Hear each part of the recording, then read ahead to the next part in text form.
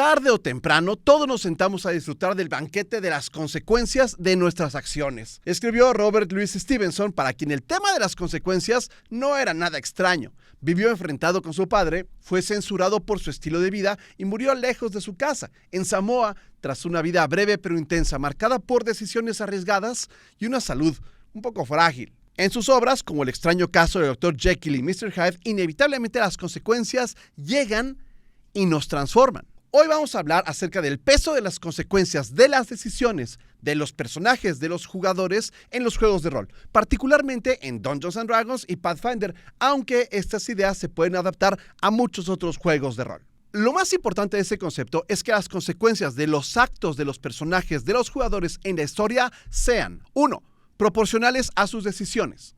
Quemar un puesto de fruta no va a ocasionar un ataque de la tarrasca. B.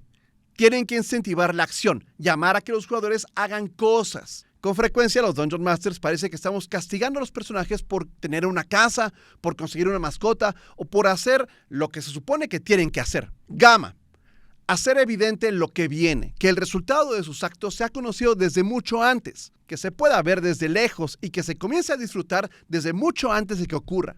Y 5. Empujar la historia hacia adelante. El Dungeon Master presenta el mundo, los jugadores interactúan con él, intentan hacer cosas y sus fracasos o éxitos ocasionan cosas. El resultado de estas acciones es presentado por el Dungeon Master y se repite el proceso. Hay una cosa que me ha estado rondando la cabeza desde hace meses, una frase que dijo Brennan Lee Mulligan, de esas cosas ciertas y demoledoras que suele decir Brennan Lee Mulligan y que te cambian la vida. Dijo que Dungeons & Dragons y los juegos de rol que requieren dados son juegos de apuestas. No estamos poniendo en riesgo el dinero, sino una historia, como queremos que ocurra una historia. Yo quiero que mi personaje triunfe, o que su historia sea interesante, o que le pase algo, o que logre algo. Esa es mi apuesta, es lo que yo pongo. Lo pongo en la mesa. Es algo que puedo perder completamente o hacerlo mejor. Y tiro un dado para saber si tengo ganancias o pérdidas. Si mi historia ocurre como lo imaginé, o no ocurre como la imaginé. Si logro darle al malo con la flecha o el arco se me rompe y me lastimo yo. Hay apuestas pequeñas como tratar de saltar al otro lado del río o tratar de estabilizar a mi mejor amigo que se está muriendo. Y todas esas pequeñas apuestas van teniendo efectos cada vez mayores, como una bola de nieve. Al inicio de una campaña tiro un dado y le sumo algo para ver si logro abrir una puerta sin hacer ruido. Y en unos meses voy a estar tirando un solo dado y sumándole algo para saber si logramos evitar que se acabe el mundo. Y el propio juego nos obliga a ir aumentando la apuesta hasta que estamos en un all-in, generalmente al final de una campaña. En ese momento metemos todas las fichas y podemos ganar mucho o perderlo todo. Pero para que el juego sea divertido por más tiempo, esa progresión de apuestas tendría que ir aumentando de forma paulatina. O sea, no comenzar en la sesión 1 con una situación en que dejemos a los jugadores sin fichas si esto fuera póker. Queremos que nosotros como un croupier, como Dungeon Master, disfruten de lo que van metiendo en el juego y que sean sus acciones lo que vayan haciéndolo más emocionante para ellos, pero también para nosotros. Porque al contrario de un croupier, nosotros sí sabemos que tienen las siguientes cartas. Hay algunos croupiers que también saben lo que tienen las siguientes cartas, pero eso no se vale. Ahora, siempre hay situaciones que pueden ir creciendo, lo decía, como una bola de nieve, como una noche en Las Vegas con una muy buena racha, o como un romance tórrido, una noche esperando el tren en Praga hasta que venga el amanecer. Y te propongo algunas de estas situaciones que pueden ir creciendo. Meterse con la ley. Una cosa que nos han mencionado en los comentarios es tener una progresión como GTA, como Grand Theft Auto. Para las dos personas que no sepan qué es Grand Theft Auto, es un videojuego en que tú eres un criminal que hace todo tipo de fechorías. Este es un juego estupendo y divertidísimo, aunque no es para niños. En este juego, si cometes un delito y la policía de la ciudad en que estás te ve, como atropellar a alguien o pasarte un alto, las autoridades te comienzan a perseguir.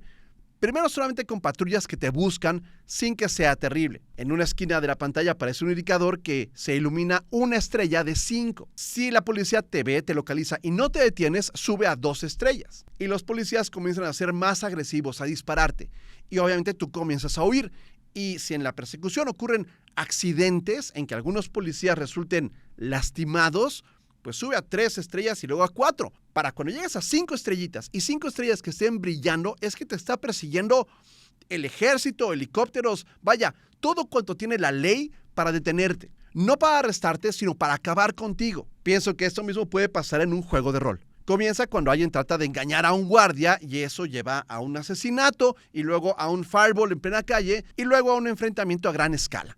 Obviamente, la idea no es que un malentendido con un guardia descarrile una buena historia y que si estamos tratando de detener a un Lich, terminemos derrocando a un gobierno para evitar que cuelguen al rogue porque se robó una manzana. Creo que eso también puede tener que ver con un video que se llama Me Rindo, que te dejo aquí, que es la posibilidad de que los jugadores puedan desescalar un conflicto sin que todo siempre llegue a ser una amenaza para su vida. ¿Qué pasa si el pícaro que es descubierto robando una manzana solamente tiene que pagar una multa?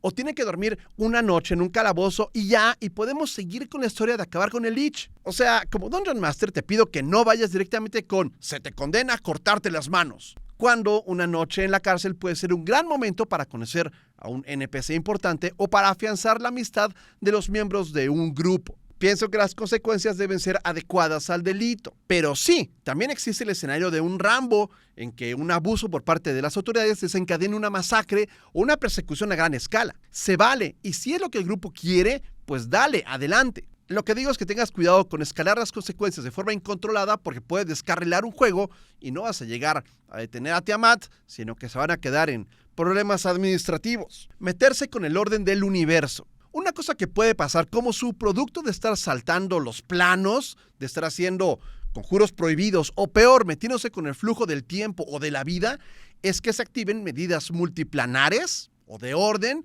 para detener esta posible amenaza al orden del universo.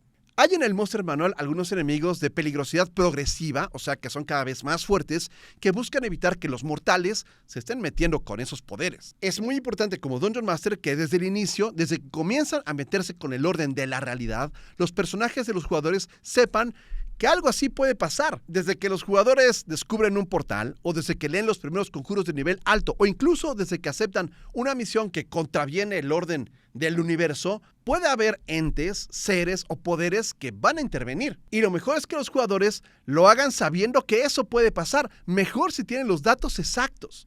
Si pueden saber desde antes que es un Modrón o que es un Planetar, saben que alguien muy poderoso va a venir a poner las cosas en su lugar y que van a tener que pagar esa cuenta.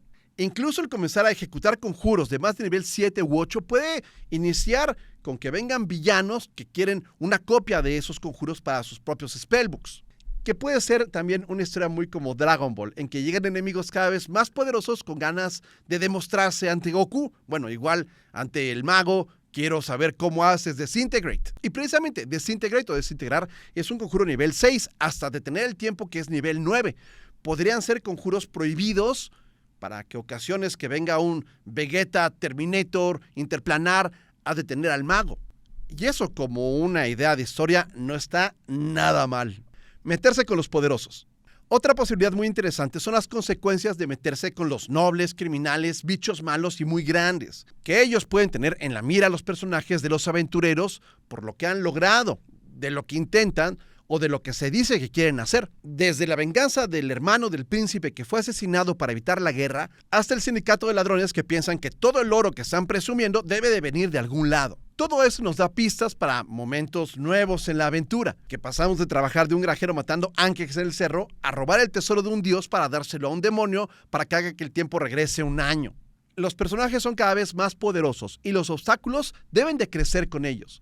Y piensa que no siempre los poderosos quieren que existan más como ellos, que son celosos, envidiosos y peligrosos. Una mafia o una familia como los Capuleto es un gran ejemplo de cómo iniciar peleando con esbirros callejeros y mundanos y terminar con el más malo de los malos. Sobre todo si alguno de los jugadores se quiere casar con Julieta. Ahora también puede ser al revés, que tu grupo ya sea muy poderoso y comience a identificar a otra organización que está teniendo cada vez más poder o más influencia y digan, un momento, algo está pasando aquí. Última idea. No hay nada mejor que una consecuencia que se deja cocinar lentamente. Algo que pase en la sesión 2 o 3 y se pague en la 15 o la 20. Esto responde a un concepto que se llama la pistola de Chekhov, que es un principio narrativo formulado por un dramaturgo ruso llamado Anton Chekhov, que dice, si en el primer acto aparece una pistola colgada en la pared, en el segundo o tercer acto debe de dispararse. Lo que significa que nada en una historia debe estar ahí sin una razón. Si introduces un elemento llamativo, una decisión importante o un objeto peculiar, debe tener una consecuencia o una función narrativa más adelante. Lo contrario también es cierto. Si algo va a ser importante después, debes sembrarlo desde antes.